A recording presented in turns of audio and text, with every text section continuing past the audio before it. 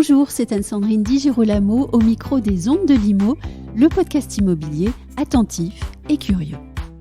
C'est au CIPCA, le salon de l'immobilier bas carbone, que j'ai eu à nouveau le plaisir d'échanger avec Walid Goudiar, membre du comité de direction de JLL, et que vous connaissez sans doute pour ses réponses toujours sincères, lucides et pleines de fraîcheur. Le voici à nouveau sollicité par mes soins. Alors, que peut faire un professionnel de l'immobilier pour préserver le bien vivre de tous aujourd'hui et demain ? C'est un entretien spécial CIPCA que je vous recommande. Walid Goudiar, bonjour. Bonjour Anne-Sandrine. Quand je vous ai proposé de venir en interview et que je vous ai demandé quel serait votre sujet de prédilection, eh bien vous m'avez répondu le sens de la vie, la joie de vivre et le bon vin. Et moi, en lisant votre réponse, eh bien, je me suis dit qu'elle était en fait très cohérente avec, à tout le moins, vos interviews passées. Je rappelle que l'année dernière, vous m'aviez dit « Mon pari, c'est la quête de sens ».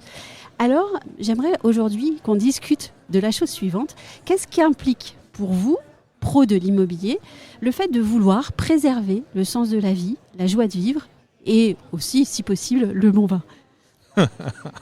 Bon, je vais essayer de répondre correctement, Anne-Sandrine. Oui. Sur le sens de la vie, d'abord, c'est du bon sens. Oui. Dans l'immobilier, je pense qu'il ne faut surtout pas qu'on oublie dans les mois qui viennent, où on va traverser une crise sans précédent, qu'on a beaucoup de chance. Oui. On a beaucoup de chance parce qu'on est dans une filière qui est tangible. Oui. À la fin de la journée, tous, conseil que je suis, architecte, investisseur, promoteur, mairie, les projets auxquels on participe, on peut les toucher, on peut les traverser, on peut les sentir. Et ça, je crois que c'est une chance inouïe. Et ils ont un effet sur la vie des gens et des professionnels. Ils ont un effet sur la vie des gens, ils ont un effet sur la ville, c'est une chance inouïe. Donc, du bon sens. Le bon sens, c'est aussi beaucoup de lucidité. On pèse 40% des émissions de gaz à effet de serre. Oui.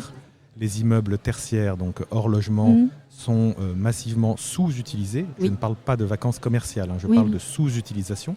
50%, c'est énorme. C'est énorme. Si je vais sur le logement en France, ce sont 10 millions de mètres carrés qui sont sur ou sous-occupés.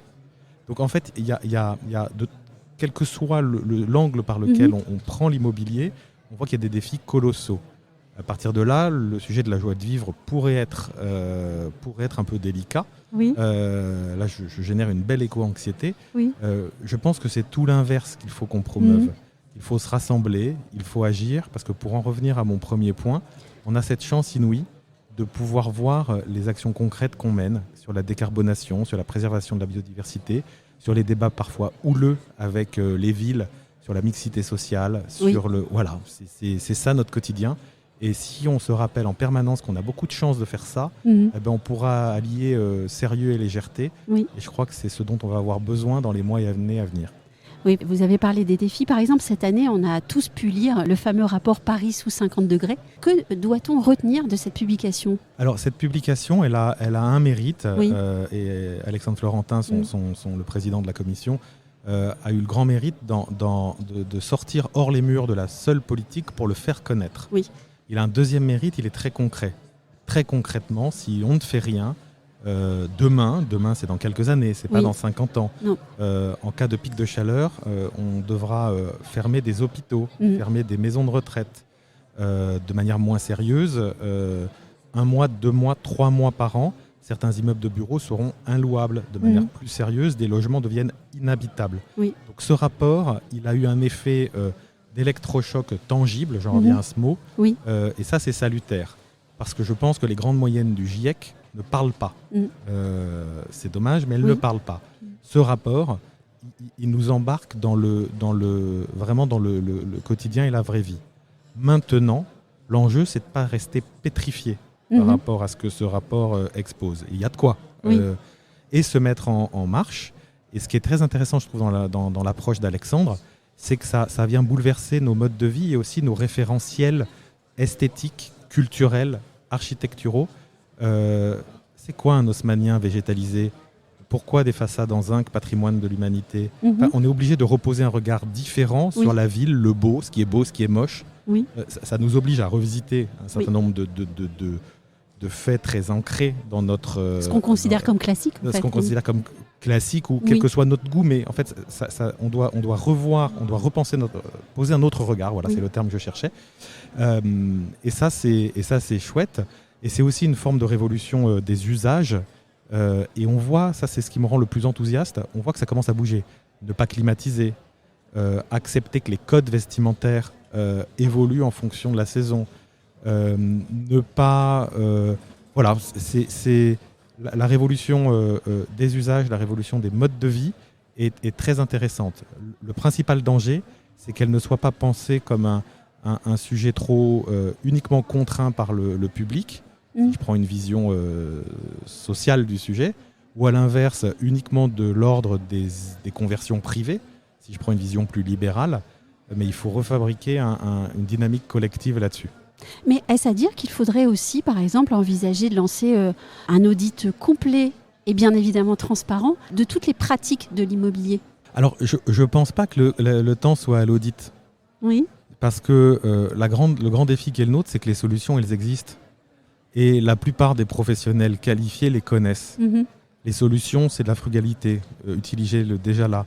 Les solutions, c'est de pas nécessairement viser un delta T, donc un écart de température de 5, 6, 7 degrés quand il fait très chaud dehors. Les solutions, c'est en fait, les solutions existent, il faut juste les appliquer. Je pense qu'on est je pense pas que le temps soit à l'audit. Le constat, il est là, il est fait.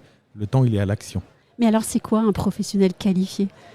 Ça pourrait faire réagir, en fait. Un professionnel qualifié, c'est évidemment quelqu'un comme moi, très qualifié. Non, je ne peux plus.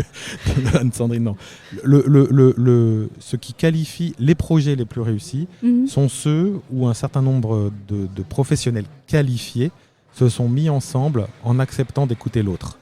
C'est une manière d'être, c'est une manière de faire.